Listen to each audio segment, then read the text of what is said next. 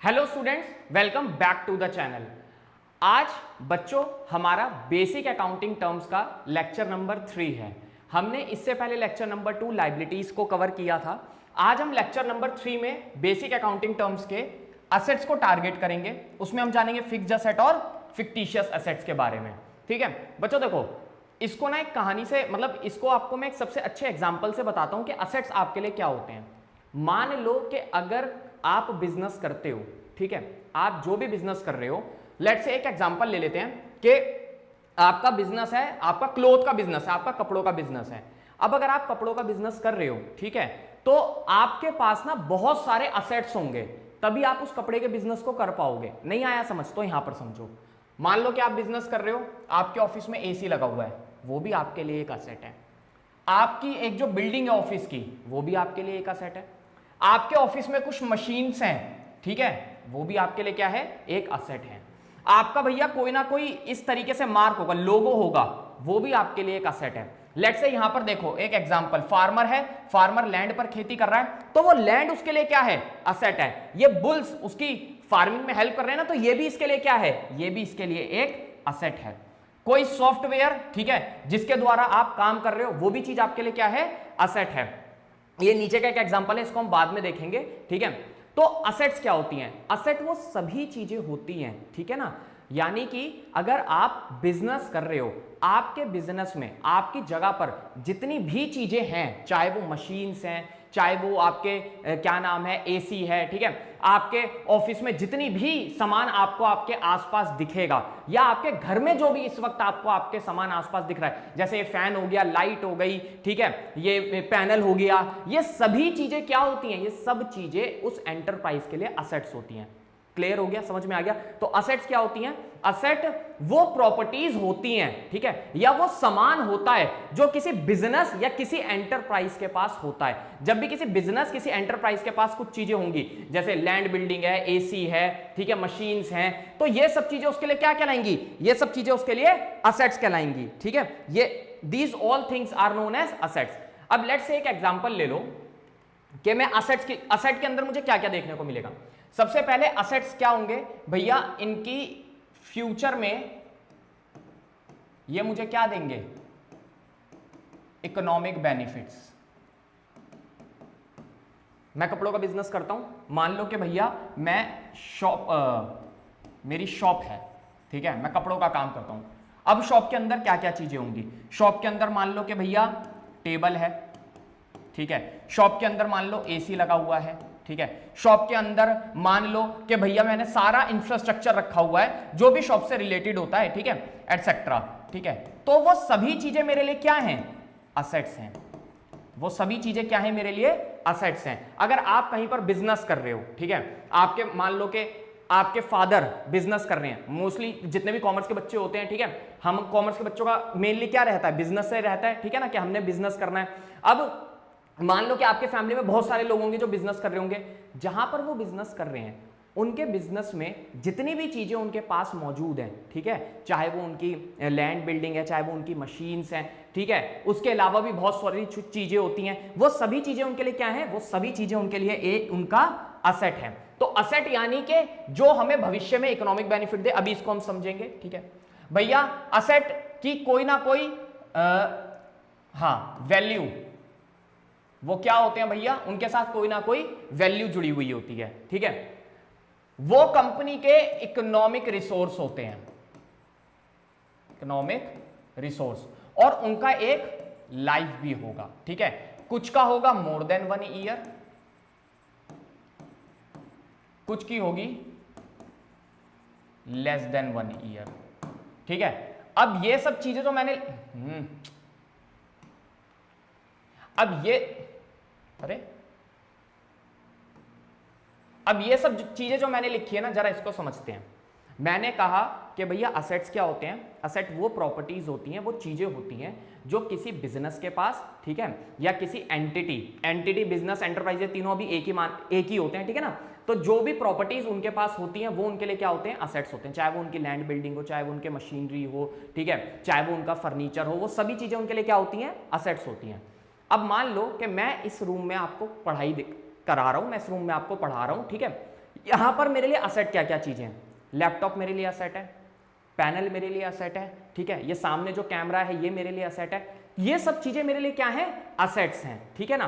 क्यों? क्योंकि भैया इनसे मुझे भविष्य में क्या मिलेगा, बेनिफिट मिलेगा, ये मेरे को फ्यूचर इकोनॉमिक बेनिफिट तो देंगी, ठीक है। दूसरा, इनकी कोई ना कोई वैल्यू है, मनी टर्म्स में इनकी वैल्यू है, क्योंकि अकाउंट में उस चीज में तो हम बात ही नहीं करते उस चीज के लिए जिसकी मनी टर्म्स में कोई वैल्यू नहीं होती, यानी इन सभी चीजों की क्या है, मनी टर्म्स में कोई ना कोई वैल्यू होगी। इनको मैंने खरीदने के लिए पैसा खर्च किया होगा, ठीक है, इनको जब खरीदने गया होगा पैसा लगाया होगा, और इनको अगर कल को बेचूंगा तो भी मेरे पास क्या आएगा, पैसा आएगा, ठीक है। तीसरी चीज है इकोनॉमिक रिसोर्स। देखो कंपनी की वो सब चीजें भी असेट कहलाती हैं, कंपनी की वो सभी चीजें असेट्स होती हैं जो गुड्स एंड सर्विसेज को प्रोड्यूस करने में हेल्प करती हैं, ठीक है। तो भाई कॉमन सी चीज है, कंपनी ना उनको भी अपना एसेट्स मानती है जिनके द्वारा वो गुड्स एंड सर्विसेज को प्रोड्यूस कर रही है, ठीक है ना।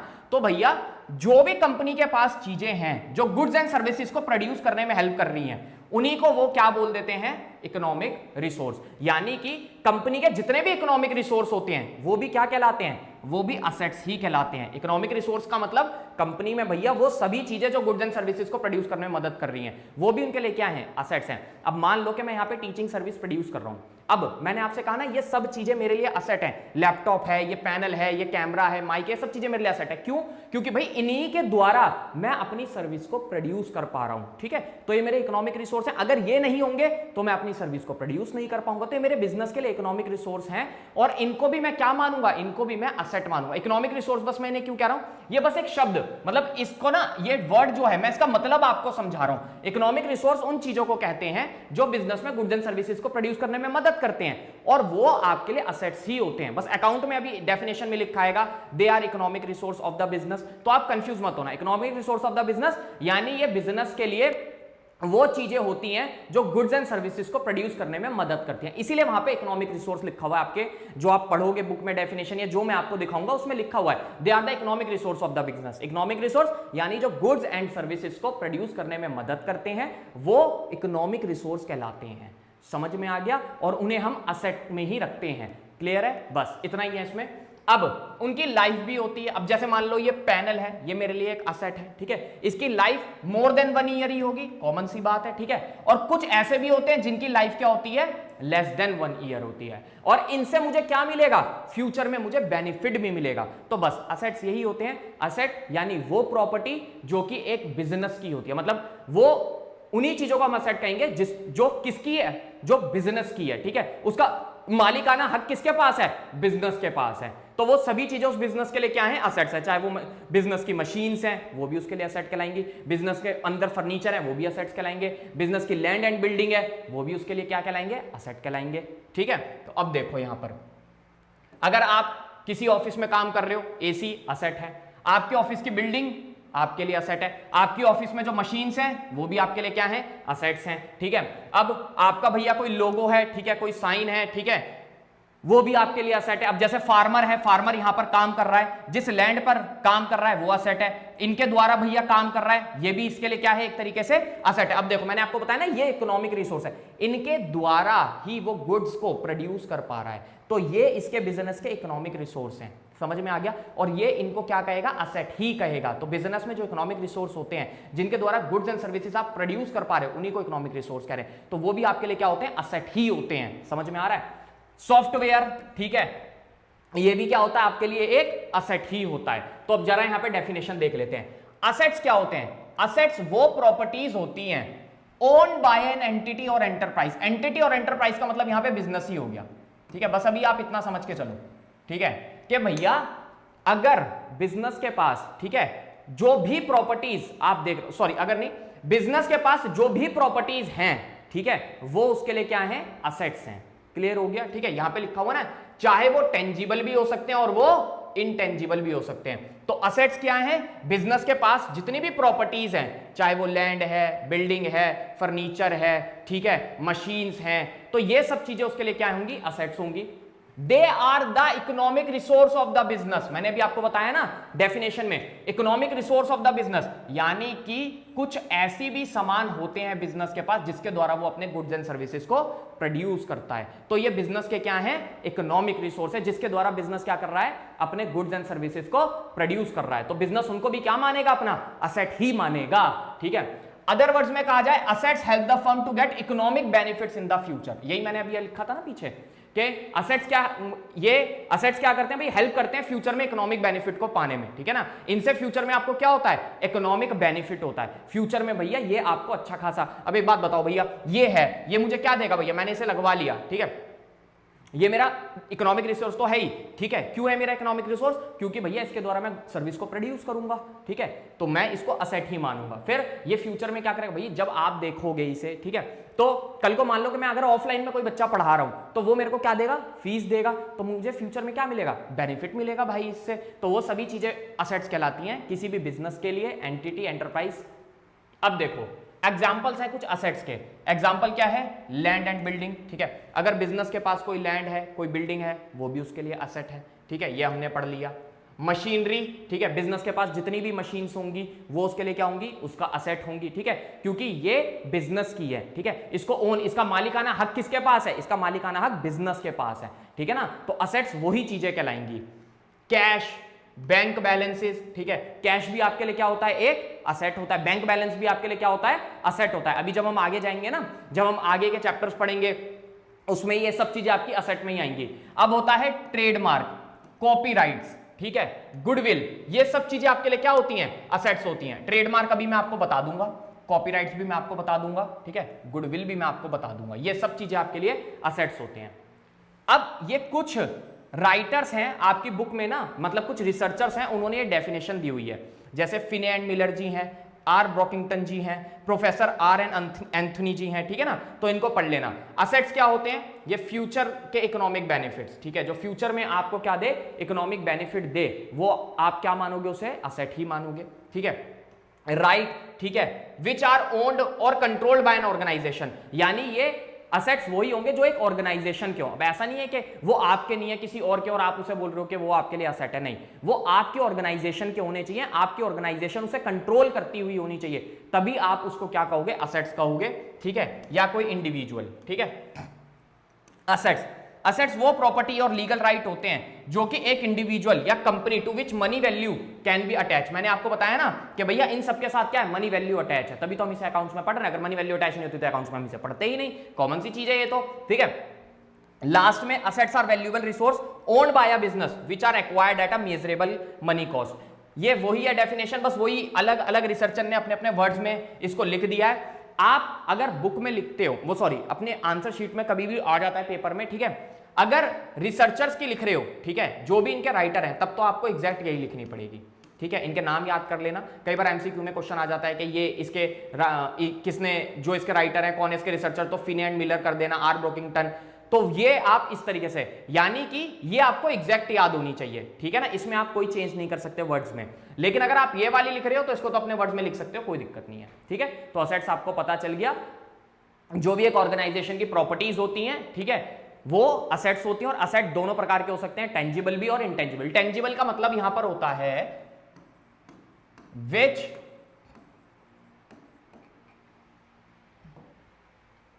कैन बी सीन और टच। नहीं, क्या हो रहा है आज, ठीक है। इंटेंजिबल इसका उल्टा कर देना है आपको, which can not be seen और टच, नॉट सीन और टच, ठीक है जी। अब आइए जरा कुछ एग्जांपल देख लेते हैं। देखो यहां पर ना एक चीज लिखा हुआ है राइट, ठीक है, राइट भी आपके लिए एक असेट होता है। मैं यहां आपको समझाता हूं। मान लो कि ये फूल वाली आंटी हैं, ठीक है, और ये फूल वाली आंटी फूलों का काम करती हैं, ठीक है, ये फूल बेचती हैं। अब ये फूल कहां से लाती हैं? ये फूल इनसे लाती हैं जो फूल की खेती करती हैं, ठीक है, जो फार्मिंग करती है ना फूलों की, उससे लाती हैं। अब इन्होंने क्या करा? इनसे फूल ले लिए, ठीक है, इन्होंने क्या करा, इन आंटी से फूल ले लिए, ये फूल इनके पास आ गया, ठीक है, लेकिन इन्होंने पेमेंट नहीं करी, इन्होंने पेमेंट नहीं करी, ठीक है, इन आंटी ने पेमेंट नहीं करी। जब इन आंटी ने पेमेंट नहीं करी तो इनके पास एक राइट है ना, ठीक है, इन आंटी के लिए ये डेटर है, इन आंटी के लिए ये क्या है, सामने वाली डेटर है, ठीक है। तो जिससे आपको पैसा लेना होता है, जिससे आपको पैसा लेना, अरे जिससे आपको पैसा लेना होता है वो व्यक्ति आपके लिए क्या होता है, सामने वाला वो व्यक्ति आपको डेटर, आपको मतलब आपके लिए वो व्यक्ति क्या है, डेटर है। तो इन आंटी के लिए ये सामने जो है ये कौन है, डेटर है, यानी इनके पास एक राइट है, ठीक है ना। तो असेट्स क्या होता है, असेट आपका एक राइट भी होता है, जैसे डेटर है ना, तो डेटर इनके लिए क्या है, डेटर इनका जो सामने इनको दिख रहा है वो इनको आने वाले टाइम में मतलब इन पर इनका राइट है, इनका क्या राइट है कि ये इससे पैसा लेंगी, ठीक है। तो असेट्स आपके राइट्स भी होते हैं, क्लियर है, ठीक है। इनके पास एक राइट आ गया कि भैया मुझे इससे फ्यूचर में क्या मिलेगी, पेमेंट मिलेगी, तो ये भी क्या है, ये इनके लिए एक असेट है। ये आंटी जो है, ठीक है, इनके लिए असेट का काम कर रही है क्योंकि इनके पास एक राइट आ गया, किसका, फ्यूचर में पेमेंट का, क्लियर हो गया। तो डेटर भी आपके लिए क्या होते हैं, असेट्स होते हैं। बाकी अभी हम आगे से और आगे वाला जो लेक्चर है, ठीक है, उसमें भी हम इसे पढ़ेंगे जब हम क्वेश्चंस करेंगे। चलिए, कैरेक्टरिस्टिक्स ऑफ एन असेट्स, भैया असेट्स आप किन किन चीजों को मानोगे, ठीक है, या असेट्स क्या होते हैं, देखो, it should be owned by the business, ठीक है। असेट्स वही होंगे जो एक बिजनेस की प्रॉपर्टी होंगे, ठीक है ना। तो बिजनेस की जो भी प्रॉपर्टी होती हैं वो सभी चीजें क्या होती हैं, असेट्स होती हैं, यानी कि बिजनेस इसे ओन करता हुआ होना चाहिए, इसका मालिक बिजनेस ही होना चाहिए, ठीक है। तो जितनी भी चीजें बिजनेस के पास होंगी, ठीक है, जितनी भी प्रॉपर्टी बिजनेस के पास होंगी वो सब चीजें उसके लिए क्या कहलाएंगी, असेट्स कहलाएंगी, चाहे लैंड एंड बिल्डिंग है, चाहे मशीनरी है, ठीक है ना। तो असेट्स के चाहे डेटर्स हैं, ठीक है, चाहे कैश है, चाहे कैश एट बैंक है, ये सभी चीजें बिजनेस के लिए क्या है, असेट्स हैं। इट मे बी इंटेंजिबल, ठीक है, ये इंटेंजिबल भी, ओ सॉरी, ये इट मे बी इंटेंजिबल, ठीक है, ये टेंजिबल भी हो सकते हैं और इंटेंजिबल भी हो सकते हैं। लेट्स से यहां पर एग्जांपल ले लेते हैं, ठीक है, जैसे ये लैंड बिल्डिंग है, ये एसी है, ये मशीन है, ठीक है, ये सब मेरे लिए क्या है, टेंजिबल है, ठीक है, मैं इन्हें देख सकता हूं, मैं इन्हें छू सकता हूं, ठीक है, it can be seen touch, ठीक है, मैं इन्हें ये कर सकता हूं। लेकिन एक चीज मुझे बताओ, लेट्स से मैं यहां पर एक एग्जांपल लेता हूं, एसी, बिल्डिंग, मशीन, ये सभी चीजें मेरे लिए कैसा असेट है, ये सभी चीजें मेरे लिए टेंजिबल एसेट्स हैं। सबसे पहली चीज, ये मेरे बिजनेस की प्रॉपर्टी है, मैंने देख सकता हूं, छू सकता हूं, ठीक है, ये मेरे बिजनेस के लिए काम कर रहे हैं, ठीक है। तो भैया ये मेरे बिजनेस के लिए काम कर रहे हैं, मैं इनको अपने बिजनेस में मतलब काम जब ये कर रहे हैं, ठीक है, तो मैं इसको वो भी देख सकता हूं, समझ में आ गया, ठीक है ना। तो भी ये मेरे लिए क्या है, असेट्स ही हैं, और ये मेरे लिए टेंजिबल एसेट है। लेकिन अगर मैं इसको कहूं, ठीक है, ठीक है, कॉपीराइट्स आपको पता है, जैसे मान लो कि मैंने कोई किताब लिखी, मैंने कोई गाना लिखा, तो मैंने उसका क्या करा लिया, कॉपीराइट करा लिया, ठीक है, कि अब इस किताब को कोई और व्यक्ति नहीं छाप सकता, अब इस किताब में कोई अपना नाम नहीं लगा सकता, तो वो कॉपीराइट्स होते हैं, ठीक है। सॉफ्टवेयर, अब मान लो कि भाई आप किसी सॉफ्टवेयर पे काम कर रहे हो, ठीक है ना, आपके जो कंप्यूटर के अंदर सॉफ्टवेयर है, ठीक है, वो आपकी क्या करता है, वो आपकी हेल्प करता है ना, आपके बिजनेस को चलाने में, आपके बिजनेस को वर्क करने में वो सॉफ्टवेयर हेल्प कर रहा है आपकी, ठीक है। अब आप उस सॉफ्टवेयर को देख तो नहीं सकते, आप उस सॉफ्टवेयर को टच तो नहीं कर सकते, लेकिन काम तो कर रहा है ना वो आपके लिए, समझ में आ रहा है, आप उसे काम करते हुए नहीं देख सकते अपने लिए, आप उसे टच नहीं कर सकते। तो ये जो असेट्स होते हैं आपके लिए, ये असेट्स आपके लिए हो जाते हैं इंटेंजिबल।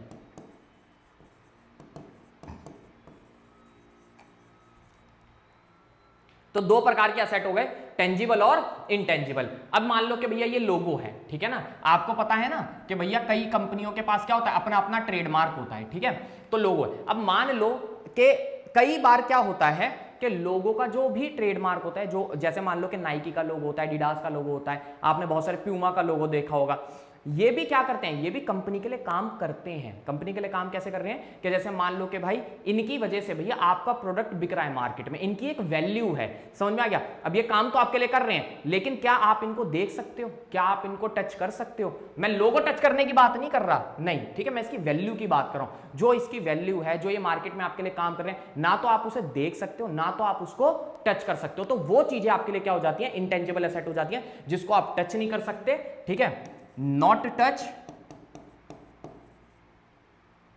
ठीक है, नॉर सीन, ठीक है, ना ही तो आप उसे टच कर पा रहे हो और ना ही आप उसे देख पा रहे हो, तो ये चीजें आपके लिए क्या हो गई, इनटेंजिबल असेट्स में आ गई, ठीक है। तो दो प्रकार के आपके पास असेट हो गए, टेंजिबल, ठीक है, जो आपके बिजनेस में काम कर रहे हैं तो उनको आप देख सकते हो, छू सकते हो, समझ में आ गया, और आपको एक काम करते हुए दिख भी रहे हैं आपके बिजनेस में, क्लियर हो गया। अब जैसे पैनल है, टेंजिबल असेट है, देख लिया, छू लिया, ठीक है, लेकिन ये सारी जो चीजें होती हैं ये भी आपके बिजनेस में काम कर रही होती हैं, इनसे भी आपका बिजनेस चल रहा होता है। सॉफ्टवेयर है आपके बिजनेस में भैया, कंप्यूटर है, सॉफ्टवेयर्स हैं, इस पर आप काम कर रहे हो, ठीक है, तो ये भी आपके बिजनेस में काम करने में हेल्प कर रहा है। आपका कॉपीराइट है, आपने भैया रिजर्व करा लिया कि भैया अब इस पे मेरा ही अधिकार है, मैंने इसको लिखा है, कोई और नहीं होगा, ठीक है। आपका लोगो है, ये भी चीजें आपके बिजनेस में काम कर रही हैं आपके लिए, ठीक है, ये भी चीजें आपके बिजनेस में आपके लिए काफी यूजफुल साबित हो रही हैं, लेकिन आप इनको टच नहीं कर सकते, आप इनको काम करते हुए नहीं देख सकते, क्लियर हो गया, ठीक है। तो टेंजिबल, इंटेंजिबल। अब मैं आपसे पूछता हूं, आपने गुडविल सुना होगा, देखो गुडविल को अगर देखा जाए ना,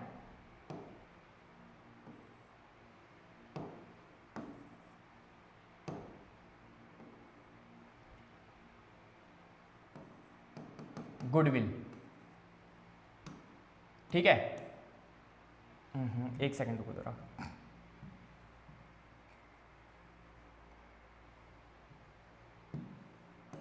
गुडविल, गुडविल क्या होती है, देखो हर कंपनी की ना अपनी अपनी गुडविल होती है। कुछ कंपनियों के प्रोडक्ट ऐसे होते हैं आप उनका नाम सुनते ही खरीद लेते हो। अब जैसे लेट्स से हमारे पास एक एग्जांपल है टाटा जी, ठीक है, हमारे पास रतन टाटा जी का एक बहुत अच्छा एग्जांपल है, इनकी मार्केट में बहुत अच्छी गुडविल है। अगर ये किसी भी प्रोडक्ट के साथ खड़े हो जाएंगे ना, या मान लो कि अगर कोई भी कंपनी में नया प्रोडक्ट लॉन्च हुआ है उसके साथ खड़े हो जाएंगे। अभी रिसेंटली क्या हुआ था, ठीक है, कि आपने सुना होगा वो खबर आ रही थी उड़ती हुई कि भैया MB वो क्या नाम है, एक चाय वाला है, उसके साथ हमारे क्या नाम है, एक बहुत बड़े वो हैं रिच पर्सन है, ठीक है ना, तो वो उसके साथ खड़े हो गए, मैं उनका नाम नहीं लूंगा, ठीक है ना, तो उसकी वजह से क्या हो गई भाई, उनकी मार्केट में गुडविल है, ठीक है ना। या चलो छोड़ो, आप बस इतना एग्जांपल लो कि गुडविल क्या होती है। लेट्स से एक एग्जांपल ले लेते हैं कि कुछ लोग ऐसे होते हैं जिनका नाम मार्केट में बहुत चलता है, उनके नाम से ही प्रोडक्ट बिकने लग जाता है, तो गुडविल भी आपके लिए क्या होती है, गुडविल भी आपके लिए एक असेट होती है, ठीक है। अब गुडविल शार्क को बोलते हैं, ठीक है, कई इंसानों की बहुत अच्छी गुडविल होती है मार्केट में कि भैया उन्होंने अगर बोल दिया कि आप ये प्रोडक्ट लो, ठीक है, तो भैया लोग वो प्रोडक्ट परचेस करने लग जाएंगे क्योंकि उसकी मार्केट में क्या है, गुडविल है। कई बार इंसान की अपनी खुद की भी गुडविल मार्केट में बहुत अच्छी होती है, वो भी उसके लिए क्या होती है, एक असेट होती है। अब उसकी गुडविल मार्केट में काम तो कर रही है ना उसके लिए, ठीक है, कस्टमर उसके पास ज्यादा आ रहे हैं। अब जैसे मान लो कि कई दुकानें होती हैं आपके पास, ठीक है, कुछ दुकानें ऐसी होती हैं जो कि बहुत ज्यादा चलती हैं बाजार में, कुछ ऐसी होती है जो नहीं चलती। जो दुकानें ज्यादा चल रही हैं वो किस लिए चल रही हैं, क्योंकि उनकी मार्केट में गुडविल अच्छी बनी हुई है, ठीक है, उनका नाम है। अब गुडविल उनके लिए एक असेट का ही काम करेगी, क्यों, क्योंकि भैया उससे उनको क्या हो रहा है, उससे उनको बेनिफिट हो रहा है। तो असेट्स वही सारी चीजें हो गई, ठीक है ना। दूसरी चीज, भैया ये गुडविल उनके लिए काम कर रही है लेकिन वो इसे देख नहीं सकते, वो इसे टच नहीं कर सकते। अब मेरा नाम है, अगर मेरा नाम ज्यादा चल रहा है मार्केट में, मैं उसे ना तो सीन कर सकता उस गुडविल को, ना उसको टच कर सकता, लेकिन वो मेरे लिए क्या है, वो भी मेरे लिए एक असेट ही है। तो बस अब असेट्स की लाइफ होती है कुछ की, अच्छा हाँ, it should have some valuable resource attach to it, ठीक है, यानी कि असेट वही होंगे जिसके साथ कोई ना कोई वैल्यू जुड़ी हुई है। तो ये सब एसेट्स है और इनके साथ क्या है, एक वैल्यू जुड़ी हुई है, तभी हम इसको अकाउंट्स में पढ़ रहे हैं, अगर नहीं होती तो पढ़ते ही नहीं। It should be acquired in money terms, और आपने उसे खरीदा किस में होना चाहिए, मनी में, ठीक है, पैसे देकर के आपने उसे खरीदा होना हुआ चाहिए, तभी वो आपके लिए क्या होंगे, असेट्स होंगे, ठीक है।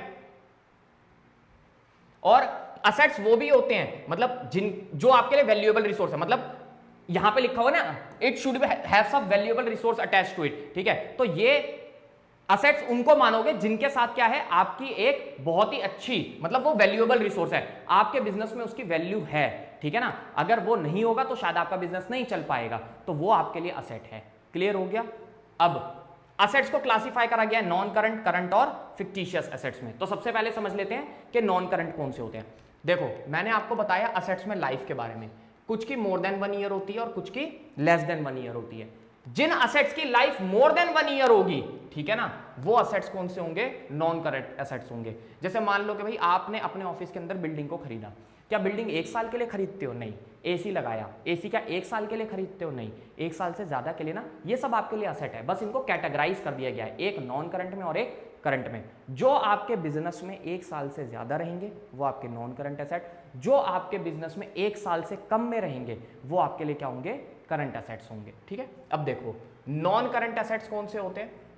नॉन करंट एसेट्स वो एसेट्स होते हैं which are held by an entity और एंटरप्राइज। ठीक है, यानी कि कोई भी बिजनेस के पास, ठीक है, वो चीजें जो कि उसने रीसेल के पर्पस से नहीं ली है बट इधर एज इन्वेस्टमेंट और टू फैसिलिटेट बिजनेस ऑपरेशंस। जैसे मान लो कि भाई अभी ये है, ठीक है, ये मेरे लिए क्या है, असेट है। असेट में कौन सा है, ये नॉन करंट असेट है। ठीक है, मैं असेट में से नॉन करंट असेट क्यों कह रहा हूं, क्योंकि भैया मैं इसके द्वारा अपने बिजनेस को करूंगा। ठीक है, मैं ये मेरे बिजनेस में, मेरे बिजनेस के ऑपरेशंस में काम आएगा और मैंने इसमें एक इन्वेस्टमेंट करी है, मैंने इसे बेचने के पर्पस से नहीं खरीदा है। तो कोई भी चीज अगर आप बेचने के पर्पस से नहीं खरीद रहे हो, उसे अपने बिजनेस में इस्तेमाल करने वाले हो, तो वो कौन सा असेट है, नॉन करंट असेट है, और वो 1 साल से जाहिर सी बात है ज्यादा ही चलेगा आप में। In other words those assets are held by the business form for a long point of view. ठीक है, वो असेट जो भी बिजनेस ने लंबे समय तक के लिए बिजनेस में रखे हैं वो नॉन करंट असेट है। अब जैसे एग्जांपल है कुछ नॉन करंट असेट्स के, फिक्स्ड असेट्स, यानी नॉन करंट असेट में क्या आ जाते हैं, फिक्स्ड असेट्स। फिक्स्ड असेट्स कौन से होते हैं, जो बिजनेस में आपने ले लिए और फिक्स कर दिए, यानी कि अब ये नहीं हिलने वाले अपनी जगह से भाई आने वाले कई सालों तक। जैसे लैंड एंड बिल्डिंग हो गया, ठीक है, और फर्नीचर, मशीनरी हो गई। ठीक है, ये सारी चीजें। Non current investments, long term loan, ठीक है, and advances and other non current asset. ठीक है, तो अब देखो यहां पर ना long term loan and advances है। देखो जब भी आप किसी को लोन दे देते हो तो वो लोन एंड एडवांस कहलाता है। मान लो कि आपने किसी को लोन दे दिया, ठीक है, तो वो आपके लिए क्या होगा, वो आपके लिए एक असेट का ही काम करेगा। और जब आप किसी को लोन दे रहे हो और वो 1 साल से ज्यादा के लिए दे रहे हो तो उस पर आपको क्या मिलेगा, उस पर आपको इंटरेस्ट मिलेगा ना, वो आप तो अब आपको इंटरेस्ट देता रहेगा। तो लोन एंड एडवांसेस यही होते हैं, जब आप लंबे समय के लिए किसी को लोन दे रहे हो तो वो आपके लिए असेट है। और कौन सा असेट है, नॉन करंट असेट है। ठीक है, अब फिक्स्ड असेट चाहे वो टेंजिबल हो चाहे वो इनटेंजिबल हो। ठीक है, अब जैसे मान लो कि भैया आपने कोई कॉपीराइट कराया है तो वो आपके लिए नॉन करंट एसेट ही, आपके बिजनेस में क्या 1 ही साल के लिए रहेगा, नहीं, आपके बिजनेस में आने वाले कई सालों तक वो चलेगा। तो इनटेंजिबल एसेट्स भी कौन से होते हैं, आपके नॉन करंट एसेट्स में आ जाते हैं। ठीक है, इसके बारे में हम पढ़ेंगे आगे क्लासेस में। अब आ जाते हैं हम किस पे, फिक्स्ड असेट्स पे। मैंने फिक्स्ड असेट्स अभी आपको बता दिया। ठीक है, कुछ ऐसे नॉन करंट एसेट्स होते हैं एंटरप्राइज के which are held not to resale but with the purpose to increase earning capacity. ये रिजल्ट नहीं है, ये रीसेल है। ठीक है ना, कि भैया बिजनेस ने उन्हें खरीदा है, बेचने के पर्पस से नहीं खरीदा, सिर्फ किस लिए खरीदा है कि बिजनेस की अर्निंग कैपेसिटी बढ़ेगी, बिजनेस ज्यादा अर्न कर पाएगा। तो वो जितनी भी चीजें बिजनेस ने खरीदी हैं वो बिजनेस के लिए फिक्स्ड असेट्स हैं। फिक्स्ड असेट्स को क्लासिफाई करा है टेंजिबल में, इनटेंजिबल में। टेंजिबल मैंने आपको बता दी है, जिनकी फिजिकल एग्जिस्टेंस है भैया, ठीक है, जिनको आप देख सकते हो, टच कर सकते हो, अभी मैंने आपको बताया था। एग्जाम्पल हैं land, building, machinery, computer, furniture etcetera. ये सब क्या है भैया, ये सब आपके लिए एक तरीके से फिक्स्ड असेट्स हैं और ये बिजनेस की अर्निंग कैपेसिटी को बढ़ाते हैं और ये बेचने के पर्पज से नहीं खरीदे गए। अगला इंटेंजिबल असेट्स। इंटेंजिबल असेट्स वो असेट्स होते हैं जिनकी फिजिकल एग्जिस्टेंस नहीं होती, जैसे कि भैया आप उनको टच नहीं कर सकते, सीन नहीं कर सकते। जैसे कि एग्जांपल मैंने दिया था पेटेंट। देखो पेटेंट राइट क्या होता है, मान लो आपने कोई फॉर्मूला बनाया, ठीक है, आपने कोई फॉर्मूला बनाया या आपने कोई भी चीज ऐसी डिजाइन करी है जो मार्केट में नहीं थी पहले से, अब आप उसका क्या कर लोगे, पेटेंट राइट करा लोगे। क्या कर लोगे भाई, आप उसका पेटेंट राइट करा लोगे। और ये पेटेंट राइट मदद करता है आपको ये अधिकार देने में कि भविष्य में जब भी कोई इसका इस्तेमाल करेगा तो वो इसके बदले मुझे पैसा देगा, या फिर भविष्य में जब भी इसका इस्तेमाल किया जाएगा तो मेरा नाम लिया जाएगा, इससे मुझे भविष्य में क्या होगी, अर्निंग होगी। समझ में आ रहा है, ठीक है। तो ये लंबे समय तक काम आने वाली चीज हो जाती है पेटेंट उसके लिए। तो इसे किस में रखा गया है, इसे भी नॉन करंट एसेट में, लेकिन ये इंटेंजिबल है। इस पेटेंट को, ये उसके लिए काम तो कर रहा है, लेकिन क्या वो व्यक्ति उसको काम करते हुए, पेटेंट को उसके लिए काम करते हुए देख सकता है, नहीं देख सकता, टच कर सकता है, नहीं कर सकता। तो ये सारी चीजें हैं, ठीक है। गुडविल भी भैया नॉन करंट है, लंबे समय तक आपके लिए बिजनेस में काम करती है, आने वाले कई सालों तक आप इसे देख नहीं सकते, टच नहीं कर सकते। ट्रेडमार्क मैंने अभी आपको बता दिया, कंप्यूटर के सॉफ्टवेयर्स होते हैं, ठीक है, ये सब चीजें आपकी इंटेंजिबल असेट्स होती हैं, लेकिन ये नॉन करंट में आती हैं, फिक्स्ड में आती हैं, ठीक है, और ये आपके बिजनेस के अंदर काम करती हैं 1 साल से ज्यादा के लिए, मतलब जो भी आपका टाइम पीरियड हो सकता है, 2 साल, 10 साल, 15 साल, 20 साल, ठीक है भाई। अब चलो यहां पर मैंने बोला था ना, इस वाली टर्म को मैं आपको आगे समझाऊंगा, कहां चला गया, यहीं पर है। वैसे तो मैंने बता दिया, इजी है आपके लिए। इन आंटी ने क्या करा था, इन बहन जी को फूल सेल करे थे, सेल करी थी इन्होंने ठीक है, खरीदा था ना इनसे, ठीक है, इन्होंने परचेज करा था। ध्यान से समझना, यही 3-4 टर्म बता दूंगा तुम्हें, ठीक है। इन्होंने सेल करा, इन्होंने इनसे परचेज करा, और ये फूल इनके पास आ गए, ठीक है, लेकिन इन माता जी ने पेमेंट नहीं करी, पेमेंट नहीं करी,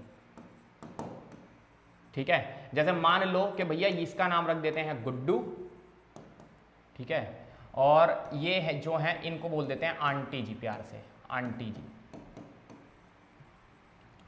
आंटी जी के लिए गुड्डू कौन हो गई, आंटी जी के लिए गुड्डू हो गई डेटर। आंटी जी के लिए गुड्डू कौन हो गई, आंटी जी के लिए गुड्डू हो गई भैया डेटर। गुड्डू के लिए आंटी जी कौन हो गई, उनके लिए वो हो गई क्रेडिटर। सिंपल सी टर्म है, इसमें ज्यादा लोड नहीं लेना। जिस भी व्यक्ति ने आपसे उधार लिया है, आप उसको किस नजर से देखोगे, डेटर की नजर से, ठीक है। दोबारा रिपीट कर देता हूं, जिस भी व्यक्ति ने आपसे उधार लिया है, आप उसे किस नजर से देखोगे, डेटर की नजर से, और वो आपके लिए असेट है। क्यों, क्योंकि भैया इससे आपको क्या मिलेगा, इससे आपको एक राइट मिल गया, और इससे आपको बेनिफिट होगा, ठीक है ना। ये आपको क्या देगा, ये आपको पैसा देगा, जब भी टाइम पीरियड डिसाइड हुआ उस टाइम पीरियड में आपको पैसा देगा, ठीक है। और जब गुड्डू मतलब ये देखेगी आंटी जी को, तो वो किस नजर से देखेगी, क्रेडिटर की नजर से, क्योंकि इसके ऊपर उधार है आंटी जी का। आ गया समझ में, ठीक है। होप सो कि आपको अच्छे से समझ में आ गया होगा। अगर कोई भी सिंगल भी डाउट लगे तो प्लीज उसको बता देना, ठीक है, मैं आपको उसे दोबारा से एक्सप्लेन कर दूंगा। अब एक बात बताओ, यहां पर लेस देन 1 ईयर का कॉन्सेप्ट हम लगा लेते हैं एक तो,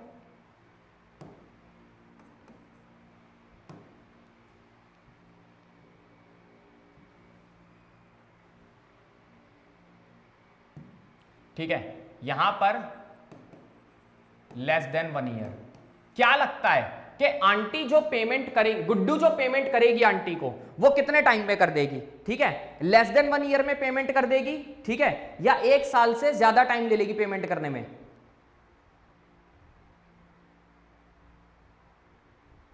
ठीक है, यानी कि लेस देन 1 ईयर में पेमेंट कर देगी, ठीक है। तो यहां पर क्या हो रहा है कि जो उनके लिए वो डेटर दिख रहा है, वो डेटर उनके लिए कौन सा है, वो डेटर उनके लिए है करंट असेट्स। कौन सा असेट है, करंट असेट है, ठीक है। इतना आई होप सो आपको अच्छे से समझ में आ गया होगा कि करंट असेट्स कौन से होते हैं। करंट असेट्स वो होते हैं which are held by an entity, ठीक है, जो कि एक एंटिटी में होते हैं, एंटरप्राइज में, with the purpose of converting them into cash within a short period 1 year, ठीक है।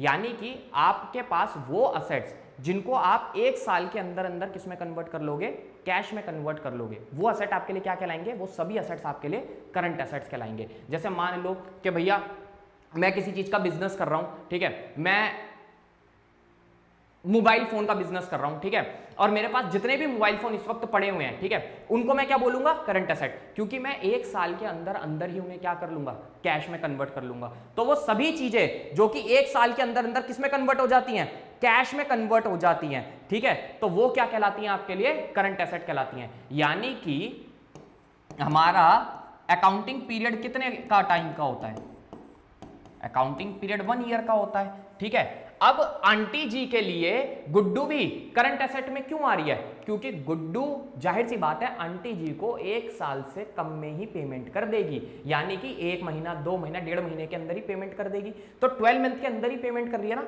इसीलिए वो लेस देन 1 ईयर में अगर पेमेंट कर रही है तो वो डेटर जो है वो भी उसके लिए किस में आ रहा है, करंट असेट्स में ही आ रहा है, ठीक है। अभी बस समझ लो, वैसे अभी इसका इतना काम नहीं है, मतलब अभी के उसमें, आगे तो भाई क्वेश्चंस में ये आएगा ही आएगा, जब हम क्वेश्चन सॉल्व करेंगे तो वहां पर भैया आपको इसका यूज है, ठीक है। Goods are purchase with a purpose to resale and earn profit. अगर आपने गुड्स परचेज करे हैं किसके पर्पस से, बेचने के पर्पस से, प्रॉफिट अर्न करने के पर्पस से, तो वो भी आपके लिए क्या है, करंट एसेट्स है। Debtors exits to convert them into cash, ठीक है, यानी कि जो डेटर हैं, अगर वो डेटर को आपको किस में कन्वर्ट करना है, मतलब जो देखो ये डेटर था, ये बहुत जल्दी किस में कन्वर्ट हो जाएगा, कैश में, यानी कैश का मतलब क्या है कि इनसे इनको क्या आ जाएगा, कैश आ जाएगा। तो डेटर हमारा कैश में कन्वर्ट हो जाता है और वो हमारा करंट असेट में ही आता है, ठीक है ना, क्योंकि with in a year 12 month से भी कम में वो हमें पेमेंट कर देगा। अगला है receive the amount from them, bill receivable again for receiving cash against it, ठीक है। ये थोड़ा सा यहां पे मिस्टेक हो गया, मैं आपको बता देता हूं। बिल रिसीवेबल, आपको एक बिल रिसीव है, ठीक है ना, यानी कि आप क्या करोगे कि भैया जैसे आप बिल को दिखाओगे, एक होता था आपके पास बिल्स पेबल, एक होता है बिल रिसीवेबल, ठीक है। डिफरेंस क्या है, बिल्स पेबल, बिल आपके पास आया और उस पर आपको पेमेंट करनी पड़ गई, तो वो बिल्स पेबल है, ठीक है। और बिल रिसीवेबल क्या है कि आपने किसी को बिल दिखाया और आपके पास पेमेंट आ गई, समझ में आ गया, तो वो बिल रिसीवेबल में आ गया कि आपने ले जाकर के भैया बिल को दिखाया और आपके पास पेमेंट आ गई। तो बिल रिसीवेबल भी क्या है, आपके लिए एक असेट का काम कर रहा है, वो आपके लिए करंट असेट है, क्योंकि वो बिल तुरंत किस में कन्वर्ट हो रहा है, कैश में कन्वर्ट हो रहा है। तो वो जितनी भी चीजें जो कि बहुत ही शॉर्ट टाइम पीरियड में कैश में कन्वर्ट हो जाए, वो आपके लिए करंट असेट्स में आ जाती हैं, ठीक है। अब एज पर schedule 3 of the company act 2013, इसमें क्या बोला गया है, करंट असेट्स कौन से होंगे, an asset is a current asset अगर इसमें से कोई भी एक फॉलोइंग क्राइटेरिया फुलफिल होता है। It is expected to be realised or in intent for sale और consumption in the company's normal operating cycle. मैंने बताया था ना कंपनी की ऑपरेटिंग साइकिल क्या होती है, ठीक है। ऑपरेटिंग साइकिल वो होती है जिसमें कंपनी काम करती है, ठीक है। जैसे हमने लास्ट टाइम एग्जांपल लिया था किसका, कि भैया कंपनी ने रॉ मटेरियल लिया, उसे कैश में कन्वर्ट करने में उसे जितना भी टाइम लगा, वो कंपनी की नॉर्मल ऑपरेटिंग साइकिल हो गई। और ये ऑपरेटिंग साइकिल 12 महीने भी हो सकती है, मैंने लास्ट क्लास में एग्जांपल दिया था, 13 की भी हो सकती है, 6 की भी हो सकती है, 14 की भी हो सकती है। अगर कंपनी की ऑपरेटिंग साइकिल के अंदर ही अंदर काम हो रहा है, समझ में आ रहा है, तो वो उसके लिए क्या है, करंट असेट है। और ऑपरेटिंग साइकिल से ज्यादा लग रहा है तो नॉन करंट असेट है। वही चीज यहां पे बताई गई है, it is expected to be realised in और इन इंटेंडेड फॉर सेल और consumption in the company normal operating cycle, ठीक है। अगर कंपनी की नॉर्मल ऑपरेटिंग साइकिल के अंदर ही वो चीज बिक जाए, यानी कि एक एग्जांपल यहां पर देता हूं, मान लो कि आपका फर्नीचर का काम है, ठीक है, आपका किसका काम है,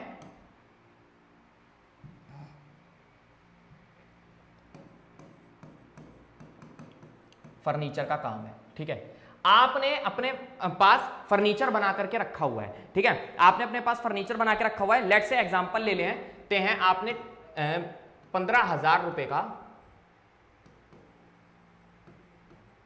फर्नीचर मेकिंग किया, ठीक है, 15,000 रुपए का आपने फर्नीचर बनाया, उसमें से 10,000 का फर्नीचर आपका क्या हो गया, सोल्ड हो गया। अब जो बाकी बचा हुआ है, कितने का बच रहा है आपका, 5,000 रुपीज का, ठीक है।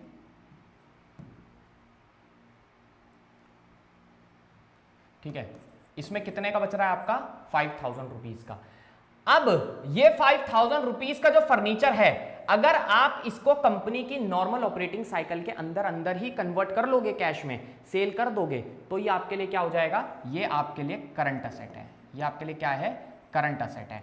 वही चीज यहां पर लिखी हुई है जो मैंने आपको बताया, it is expected to be realised or in intended for sale और कंजम्पशन, ठीक है ना, यानी कि अगर ये कैश में कन्वर्ट हो जाए कंपनी की नॉर्मल ऑपरेटिंग साइकिल के अंदर अंदर ही, तो ये आपके लिए क्या होगा, करंट एसेट होगा, ठीक है, इन the company normal operating cycle. It is held primarily for the purpose of being trade, ठीक है, यानी कि ट्रेड का मतलब सेल, लाइबिलिटी में परचेज पड़ा था ना, ठीक है, यहां पर ट्रेड का मतलब सेल है, यानी कि कंपनी ने उसे किस पर्पस से रखा हुआ हो, सेल के पर्पस से रखा हुआ, और 12 महीने के अंदर अंदर एरिया जो भी कंपनी की नॉर्मल ऑपरेटिंग साइकिल है उसके अंदर ही उसको सेल कर दे, तो वो कंपनी के लिए क्या होगा, करंट एसेट ही होगा। यही लिखा हुआ है। अगर इनमें से कोई भी क्राइटेरिया फिल हो जाता है, अगर वो उसे रियलाइज करा पा रही है, यानी कि वो उसे कैश में कन्वर्ट करा पा रही है अपने कंपनी की ऑपरेटिंग साइकिल के अंदर अंदर ही, ठीक है, ये इसे कैश में कन्वर्ट कर लेगी अगर जो भी इसकी ऑपरेटिंग साइकिल है, जैसे 12 मंथ के अंदर, विद इन 12 मंथ, अगर 12 मंथ के अंदर इसे कैश में कन्वर्ट कर लेगी तो ये इसके लिए कौन सा सेट हो जाएगा, करंट असेट्स हो जाएगा, ठीक है। और ये कंपनी के पास किस पर्पस से होना चाहिए, सेल के, यानी ट्रेड के पर्पस से, सेल के पर्पस से ही कंपनी के पास होना चाहिए। तो जो भी चीज कंपनी के पास सेल के पर्पस से है वो कंपनी के लिए क्या है, करंट असेट है, ठीक है। अगला, it is expected to be realise within 12 month from the reporting date, वही चीज है जो मैंने आपको बता दी अभी, ठीक है, कि ये कैश में कन्वर्ट हो जाएगी कितने महीने के अंदर, 12 महीने के अंदर अंदर कैश में कन्वर्ट हो जानी चाहिए।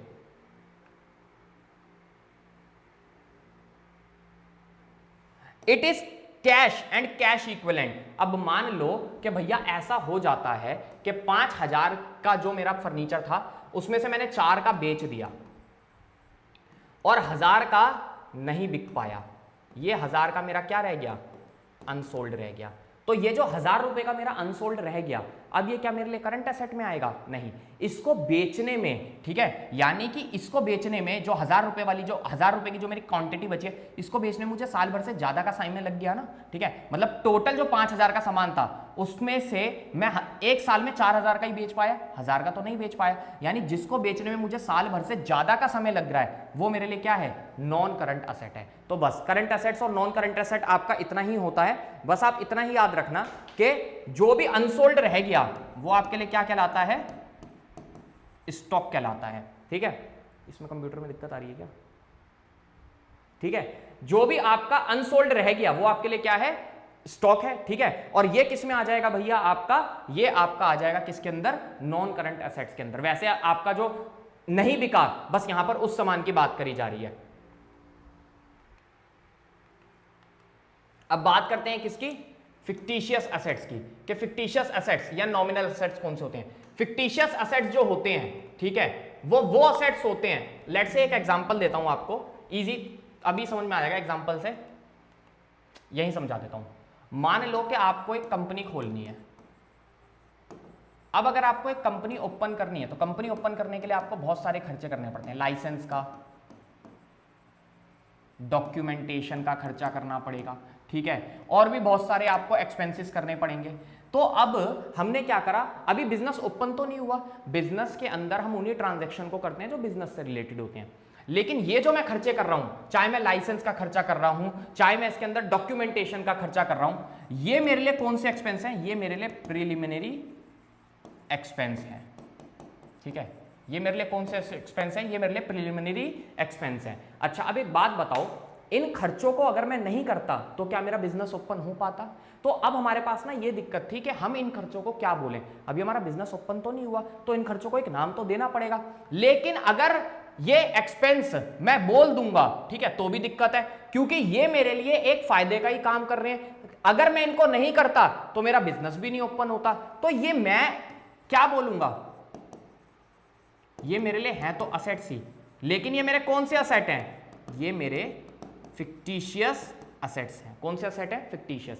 जैसे मान लो कि यहां पर अभी आप एक एग्जांपल देखोगे, आपको डिबेंचर इशू करना था, मैंने बोला मैं 100 रुपए का डिबेंचर दूंगा, कोई नहीं खरीद रहा था, तो मैंने 90 रुपए का बेचना शुरू करा, 10 रुपए का मुझे क्या हो रहा है, लॉस हो रहा है। अगर क्या मैं ये 10 रुपए का लॉस नहीं करता तो क्या मेरे पास 90 रुपए आते, नहीं आते ना, तो ये मेरे लिए लॉस भी है, ठीक है। 10 रुपए का ये जो मेरे को लॉस हो रहा है, ये भी मेरे लिए क्या काम कर रहा है, 90 रुपए लेकर के आ रहा है, तो इसको क्या मैं अपना लॉस बोलूं, नहीं, ये भी मेरे लिए एक असेट का ही काम कर रहा है, लेकिन कौन सा असेट, फिक्टिशियस असेट। यानी फिक्टिशियस असेट में वो एक्सपेंसेस, वो लॉसेज आते हैं जिनको करे बिना आपको जो बेनिफिट मिलना चाहिए वो नहीं मिल सकता। समझ में आ गया। तो इसीलिए हमने एक अलग से टर्म बना दी कि कुछ ऐसे खर्चे, कुछ ऐसे लॉसेस होते हैं कि वो भले ही हो रहे हैं लेकिन उनसे आपको आने वाले टाइम में बेनिफिट मिलेगा, तो उनको आप एक्सपेंस लॉस मानो लेकिन उनको असेट का ही पार्ट बोलो। और कौन से असेट का, फिक्टिशियस असेट का। तो बस यहां पे वही है, फिक्टिशियस असेट या नॉमिनल असेट्स वो असेट्स होते हैं जो कि ना तो टेंजिबल हैं और ना ही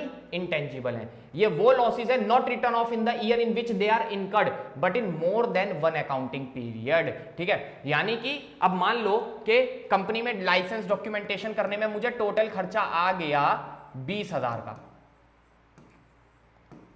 मैंने 2022 में खर्चा किया।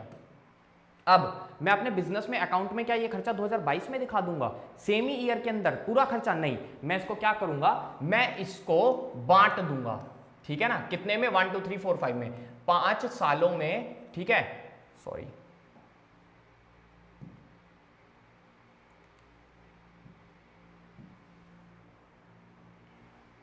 ठीक है ना। तो जो भी अपकमिंग ईयर होगा मैं उसके अंदर इस खर्चे को क्या करूंगा, रिटर्न ऑफ करूंगा। आने वाले अपकमिंग ईयर के अंदर धीरे धीरे करके अपने अकाउंट से इन खर्चों को हटाऊंगा। वही चीज यहां पर बोली गई है बच्चों कि ये वो लॉसेस होते हैं, ठीक है, ये वो लॉसेस होते हैं जिनको रिटर्न ऑफ नहीं करते उसी ईयर में, they are incurred but in the more than 1 accounting period. एक से ज्यादा अकाउंटिंग पीरियड हमें 22 23 24 25 26, ठीक है, तो 5 साल का जो हमें 22 23 24 25 26 जो 5 साल का जो समय लग रहा है उसमें हम इसे क्या करेंगे, रिटर्न ऑफ करेंगे, यानी अपने अकाउंट से हटाएंगे, उसी ईयर के अंदर नहीं हटाते, अपकमिंग ईयर्स में ही हम इसे हटाते हैं। एग्जाम्पल है फिक्टिशियस असेट्स के, डेफर्ड रेवेन्यू एक्सपेंडिचर, ठीक है, such as advertisement expenditure, discount और loss in issue of debenture. यही मैंने भी आपको बताया था, ठीक है, आपको 10 रुपए का लॉस हो रहा है तो ये लॉस नहीं होता तो 90 रुपए भी नहीं आते, तो यानी कि ये वो लॉस है जो कि आपको 90 रुपए ला करके दे रहा है, तो आप इसको क्या बोलोगे, आप इसको अपने असेट मानो, लेकिन फिक्टिशियस असेट्स इसको मान लो, ठीक है। बस इतना इसमें बताया गया, इससे ज्यादा इसमें दिमाग मत लगाना क्योंकि थ्योरिकल पार्ट है, ज्यादा इसमें वो नहीं है। हमारे लिए तो मेन जो आगे हमारे प्रैक्टिकल्स वाले चैप्टर्स हैं वो इंपॉर्टेंट है, जिसमें हमें क्वेश्चन सॉल्व करने हैं, ठीक है, और वो बड़े ही इजीली आपको हो जाएंगे। प्रीपेड एक्सपेंसेस, अब देखो कुछ ऐसे एक्सपेंसेस होते हैं, मान लो एग्जांपल ले लेते हैं, मैं यहीं लिख देता हूं, ठीक है, यहां पे अलग से, मान लो कि आप जिम जा रहे हो, ठीक है, जब आप जिम जा रहे हो तो आपने क्या करा, पूरे साल की पहले से ही फीस पे कर दी, 1 ईयर की। क्यों कर दी भैया, इस पे आपको बेनिफिट हो रहा था, आपको डिस्काउंट मिल रहा था, तो आपने एक खर्चा किया, लेकिन उस खर्चे का बेनिफिट आपको आने वाले समय में मिलेगा। तो जब कोई एक्सपेंस आप पहले से ही कर देते हो तो वो आपके लिए क्या कहलाता है, प्रीपेड एक्सपेंस। तो यहां पर लिखा हुआ है कि प्रीपेड एक्सपेंसेस वो असेट्स होते हैं, ठीक है ना, although they can not be converted into cash. अब आपने जो जिम की फीस पे करी है, आप इसको कैश में तो नहीं कन्वर्ट कर सकते, ठीक है ना, लेकिन आप क्या कर सकते हो, आप इसका बेनिफिट उठा सकते हो। आपने इस खर्चे को पहले ही कर दिया, लेकिन इसका बेनिफिट आपको आने वाले अकाउंटिंग पीरियड में मिलेगा। Because as a part of benefit from such expenses available in the next accounting year, और इसका जो बेनिफिट आपको मिलेगा किसमें मिलेगा, नेक्स्ट अकाउंटिंग ईयर में मिलेगा। अब बात कर लेते हैं लिक्विड एसेट्स की। लिक्विड एसेट्स क्या होते हैं, वो एसेट्स जो कि बिजनेस एंटिटी के पास होते हैं, कैश या फॉर्म। देखो मैं आपको बताता हूं यहां पर, इसको भी आप एग्जांपल से समझ लो। मान लो कि बिजनेस एंटिटी के पास जो भी कैश अवेलेबल है उसमें से प्रीपेड एक्सपेंस को माइनस कर दो, ठीक है, और उसमें से आप स्टॉक को माइनस कर दो, ठीक है, बस यहां पे वही लिखा हुआ है लिक्विड एसेट्स, ठीक है। करंट एसेट के अंदर से आप माइनस कर दो स्टॉक को और प्रीपेड एक्सपेंसेस को, ठीक है, तो वो आपके पास जो आएगा वो आपके लिए क्या है, लिक्विड एसेट है। लिक्विड एसेट्स वो एसेट्स होते हैं जो कि बिजनेस एंटिटी के पास होते हैं, चाहे तो कैश की फॉर्म में, ठीक है, which are likely to be converted into cash within a very short period, या फिर वो जो कि बहुत ही कम टाइम पीरियड में किसमें कन्वर्ट हो जाएंगे, कैश में, यानी वो करंट एसेट्स हो गए सारे। तो जितने भी वो बिजनेस एंटिटी के पास ऐसे करंट एसेट हैं उसमें से अगर आप प्रीपेड एक्सपेंस को और स्टॉक को माइनस कर दोगे तो जो आपके पास बचेगा वो आपके लिए क्या कहलाएगा, लिक्विड एसेट कहलाएगा, बस, ठीक है। लिक्विड एसेट्स, करंट एसेट, ठीक है, ये एग्जांपल दिया हुआ है। लिक्विड एसेट्स जो होते हैं वो current assets, expected stock and prepaid expenses, ठीक है। लिक्विड एसेट में वो सारे करंट एसेट आ जाते हैं, बस प्रीपेड एक्सपेंस और स्टॉक नहीं आता, तो इसको आपको उसमें से माइनस करना पड़ेगा।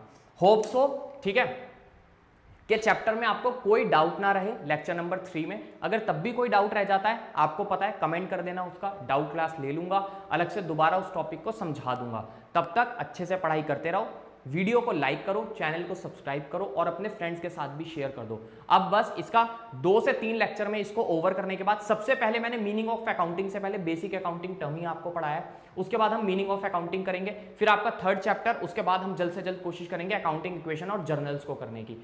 तब तक चैनल को सब्सक्राइब करो, वीडियो को शेयर करो, लाइक करो, एंड बाय बाय। मिलते हैं आपसे नेक्स्ट वीडियो में।